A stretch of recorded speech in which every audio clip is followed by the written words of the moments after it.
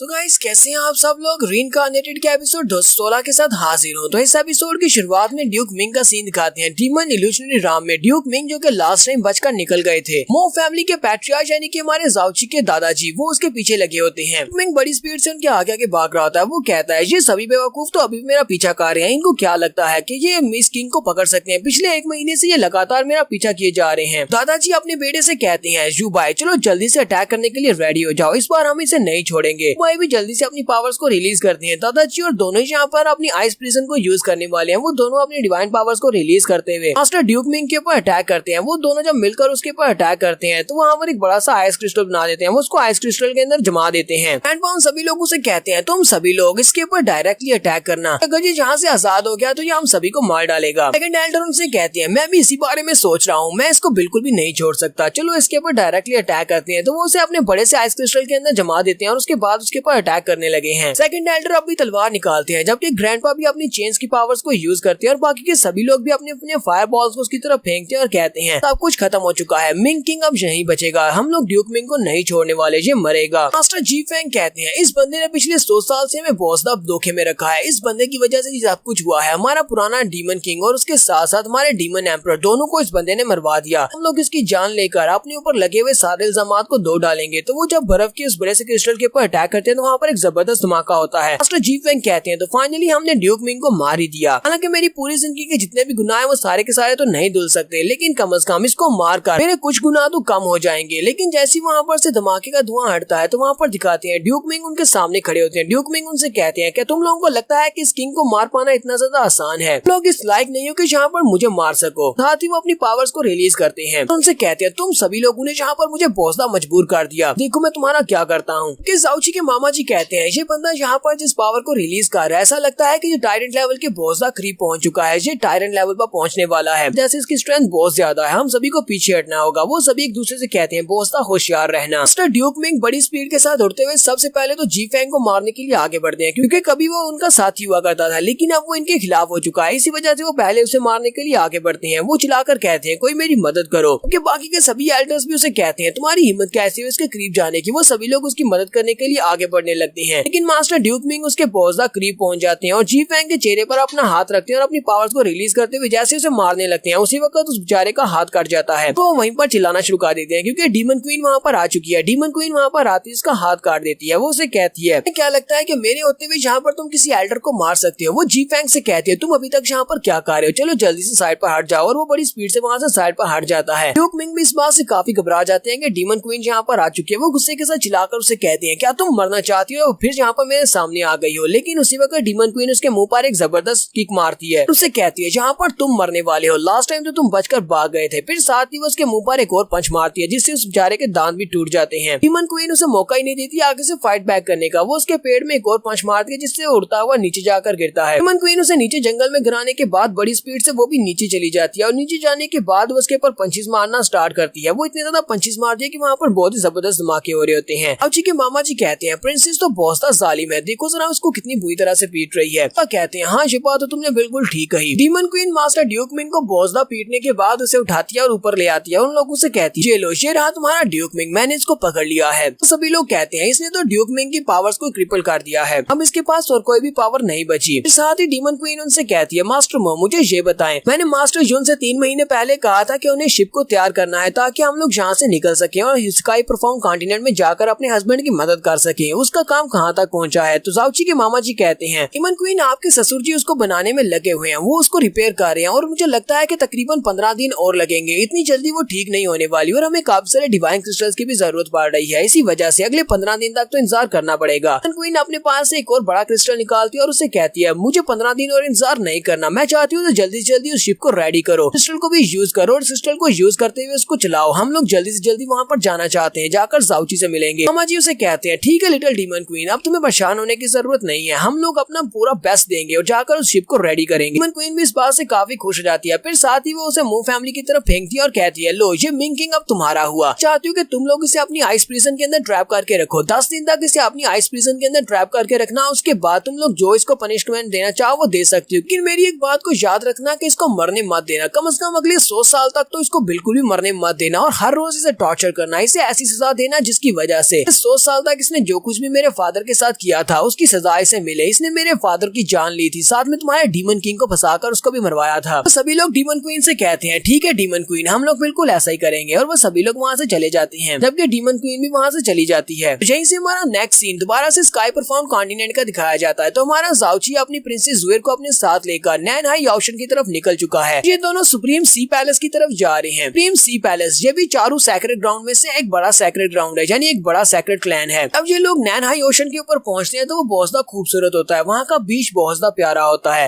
अब ये दोनों ओशन के ऊपर पहुंचते हैं तो वहाँ पर बीच को देखकर सिस्टर ज़ुएर बहुत ज्यादा खुश हो जाती है और उसे कहती है ब्रदर जुन वहाँ पर सामने देखो बीच कितना ज्यादा प्यारा है। जबकि हमारा ज़ाओची ज़ुएर की तरफ देख रहा होता है और उससे रहा नहीं जाता, वो वहीं पर से उसे पकड़ता है और उसे किस कर देता है। इस बात से वो भी काफी ज्यादा हैरान हो जाती है। ज़ाओची उसे कहता है ये बीच चाहे कितना ही खूबसूरत क्यों ना हो जाए, दुनिया कितनी ही प्यारी क्यों ना हो जाए, लेकिन तुमसे ज्यादा प्यारी नहीं हो सकती। ये दोनों अभी यहीं पर लगे पड़े होते हैं कि उसी वक्त जुनबा वहाँ पर आ जाता है। जुनबा कहता है जीजा जी मुझे भी किस करनी है, और ज़ाओची और प्रिंसेस ज़ुएर दोनों इसकी तरफ देखकर बहुत ज्यादा हैरान हो जाते हैं कि इसने इन दोनों को यहाँ पर क्या करते हुए देख लिया। वो भी वहाँ पर बादलों का एक बड़ा सा गोला बनाकर उसको लिपटा होता है और उसे किस कर रहा होता है। ये देखने के बाद ज़ाओची आगे बढ़ता है, जाकर उसके सर में एक पंच मारता है। पंच मारने के बाद ज़ाओची पीछे हटता है और उसे कहता है जुनबा तुम्हारा सर तो बहुत ज्यादा स्ट्रॉन्ग है, पर प्रोफाउंड लेवल का कोई वेपन भी इतना ज्यादा हार्ड नहीं होता जितना ज्यादा तुम्हारा सर हार्ड है, तुम्हारे सर में मारने से तो मेरे सर हाथ पर लगी है। जुनबा उसे कहता है जीजा जी ये सब कुछ तो मेरे मास्टर एंशिएंट ब्लू का कमाल है, उन्होंने मुझे बहुत ही अच्छे से सिखाया। फिर साथ ही वो अपने आसपास देखता है और कहता है मेरे मास्टर कहाँ पर चले गए, वो भी मेरे पीछे पीछे ही आ रहे थे, मेरे साथ ही थे, पता नहीं कहाँ पर चले गए। थोड़ी देर के बाद उसके मास्टर वहाँ पर अपीयर होते हैं और वहाँ लंबी लंबी सांसें ले रहे होते हैं। वो जुनबा से कहते हैं हमारे जैसा बेकार डिसाइपल मैंने आज तक नहीं देखा होगा, तुम इतनी स्पीड से उड़ते हुए यहाँ पर आ गए और अपने मास्टर को पीछे छोड़ आए, मैं तुम्हें कैच भी नहीं कर पाया। जुनबा आगे बढ़ता है और अपने मास्टर से कहता है मास्टर लेकिन तुमने मुझे आवाज क्यों नहीं दी, मैं वहीं पर रुक जाता।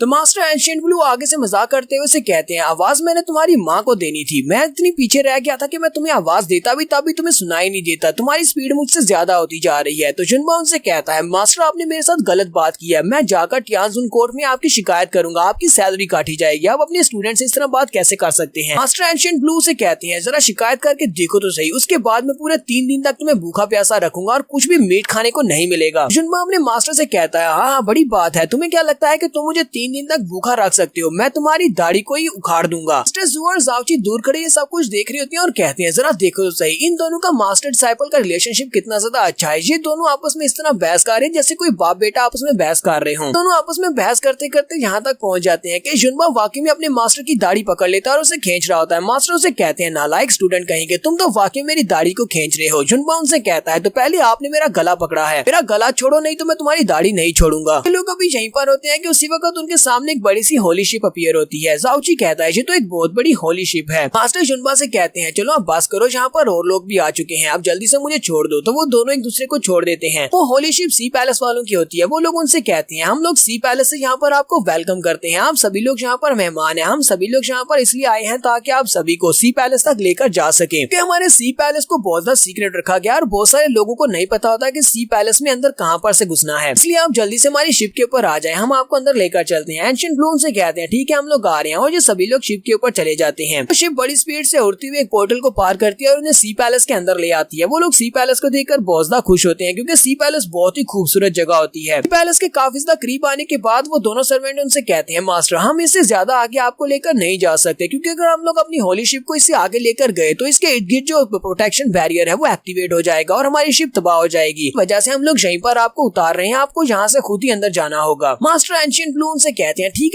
है अब हम लोग आगे खुद ही चले जाएंगे। और वो लोग वहाँ से उड़ते हुए सीधे सी पैलेस की तरफ निकल पड़ते हैं। वहाँ से सी पैलेस की तरफ जाते हुए रास्ते में मास्टर एंशिएंट ब्लू अपने ज़ाओची से कहते हैं लिटिल ब्रदर ज़ाओची क्या तुम्हारे मास्टर ड्यूटियान भी यहाँ पर आने वाले हैं, अगर तुम्हारे मास्टर यहाँ पर आ जाएं तो फिर तो यहाँ पर मजा ही आ जाए। जबकि हमारा ज़ाओची की बात सुनने के बाद सोच रहा होता है ये चारों बड़े सैक्रेड ग्राउंड के लोग ये सभी लोग डरे हुए हैं मेरे मास्टर का नाम सुनकर, और ये लोग यहाँ पर मुझसे इन्फॉर्मेशन निकलवाना चाहते हैं। लगता है कि ये यहाँ पर मुझसे ये सवाल पूछकर मुझे टेस्ट कर रहे हैं कि मेरे पास कोई मास्टर है या नहीं। ज़ाओची उनसे कहता है मास्टर एंशिएंट ब्लू आपको तो पता है कि मास्टर ड्यूटियान की एग्जिस्टेंस 10,000 साल पुरानी है, इसी वजह से अब उनका माइंड इस दुनिया से उठ चुका है। इस दुनिया के छोटे मोटे कॉम्पिटिशन्स के बारे में क्या फर्क पड़ता है, वो लोग यहाँ पर क्यों आएंगे, वो ऐसी जगह पर नहीं आते। लास्ट टाइम वो मेरी मदद करने के लिए इसीलिए आए थे क्योंकि लोग मुझे बुली कर रहे थे और उन्होंने आकर सभी को बता दिया कि आज के बाद कोई उनके स्टूडेंट को बुली ना करे। जबकि सभी लोगों को इस बारे में पता चल चुका है कि मैं मास्टर ड्यूटियान का स्टूडेंट हूँ, तो कोई भी यहाँ पर मेरे साथ पंगा नहीं लेता, इसी वजह से उनके यहाँ पर आने का कोई चांस नहीं है। मास्टर एंशिएंट ब्लू उसकी बात सुनने के बाद सोच सोच रहे होते हैं इसका मतलब ये बात सच है कि इसके पास मास्टर डूडियान है जो कि इसके मास्टर हैं। काश मेरे पास इस तरह का कोई मास्टर होता। जब मैं यंग था तब मुझे इस तरह का कोई मास्टर मिलता तब तो मैं गॉड लेवल पर पहुंच चुका होता, लेकिन ये लड़का अपने इस मौके से फायदा नहीं उठा रहा। मास्टर एंशिएंट ब्लू से कहते हैं चलो ठीक है, अभी तुम्हारे मास्टर को यहाँ पर आकर ज्यादा कुछ हासिल नहीं होने वाला, क्योंकि यहाँ पर जितने भी लोग हैं वो इतने पावरफुल और इंटरेस्टिंग भी नहीं है। जहाँ पर हम लोग अपनी एपिसोड 216 का एंड करेंगे। एपिसोड की एक्सप्लेनेशन अच्छी लगी हो तो कमेंट करके जरूर बताइएगा। चैनल को सब्सक्राइब कर दें, वीडियो को लाइक और शेयर कर दें। शुक्रिया।